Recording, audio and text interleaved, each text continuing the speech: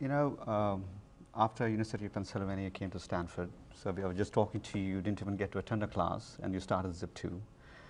In Silicon Valley, it's probably not an exception. So amongst the trades, we have dropouts. Right. What other traits do you think you personally have that propels you to be such a successful entrepreneur in varied industries? Where do you are actually good at or better at than other entrepreneurs? It's very important for, I think, audience to understand, well, Sure. you know, the traits. Well, it's dependent upon me giving an accurate self-analysis.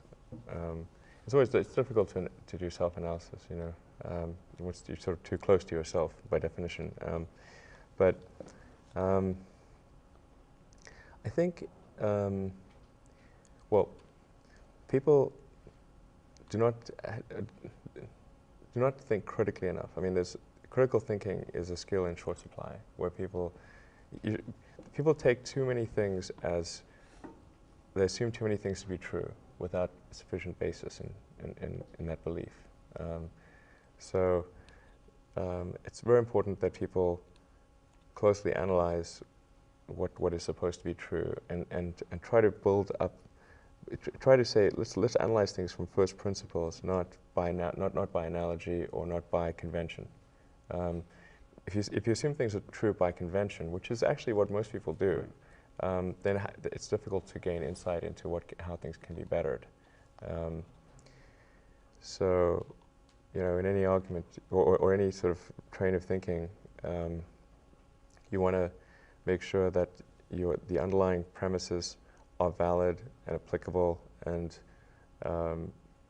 then in reaching a conclusion, that the conclusion you're reaching is necessarily driven by the underlying premises and the interconnection between those premises. That may seem like a really simple thing to say, but most people don't do that. So it's really the foundation of rational thought. Right. Let's see, what else? I think also people tend to overweight risk on a personal level. It's one thing if you've got, you know, a mortgage to pay and kids to support, and that if you were to deviate from your job, that, well, how are you going to feed your family and pay the rent? And okay, that's understandable. But let's say you're young and you're just coming out of college or coming out of high school or whatever. What do you risk? You know, you're not going to starve. I mean, Right. It's really certainly not in any kind of modern economy. It's so easy to earn enough money just to live somewhere and eat food. You could, you know, that's any, I mean,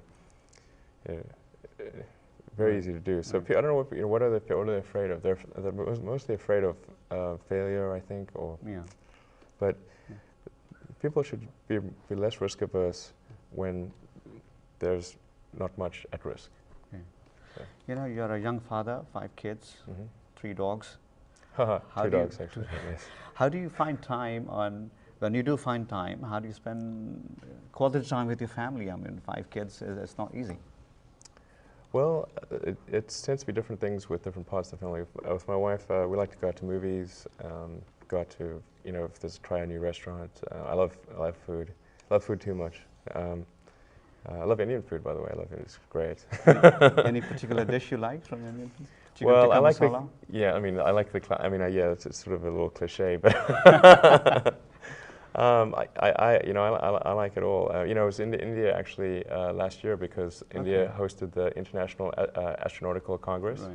Right. So I was in Hyderabad and then did the Golden Triangle and all that. I come from Hyderabad, by the way. Oh wow, okay, yeah. So it's a great center for space, actually, in India. So had a great time. Really enjoyed it a lot, actually. Good. Fantastic food. Wow. Well, you're truly an inspiration for many of us. It's a pleasure having you. All right. Thank you. Thanks for having me. Thank you.